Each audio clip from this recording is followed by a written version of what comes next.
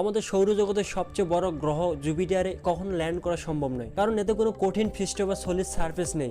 আপনি যদি জুপিটারে ঢুকেন তবে কোনো জায়গায় না থেমে ক্রমাগত নিচে পড়তে থাকবেন। এর ভিতরের দিকে রয়েছে কোনো পানির মহাসাগর নয়, বরং লিকুইড মেটালিক হাইড্রোজেনের বিশাল সমুদ্র, যা প্রায় 55,000 কিলোমিটার গভীর। জুপিটার এত বিশাল যে এর ভিতরে 1300-এরও বেশি পৃথিবী ধরে যেতে পারে। সৌরজগতের বাকি সব গ্রহের মোট ভর একত্র করলে জুপিটার তার চেয়ে প্রায় 2.5 গুণ বেশি ভারী। তবে এর মারাত্মক রেডিয়েশন এবং প্রতি ঘন্টায় প্রায় 600 কিলোমিটার গতির ভয়াবহ ঝড় আপনাকে মুহূর্তেই ধ্বংস করে দেবে। বিজ্ঞানীদের মতে জুপিটারের 95-টিরও বেশি চাঁদ রয়েছে, যার মধ্যে আয়তে রয়েছে সৌরজগতের সবচেয়ে বেশি আগ্নেয়গিরি, আর ইউরোপার বরফের নিচে রয়েছে পৃথিবীর সব মহাসাগরের চেয়ে দ্বিগুণ পানি।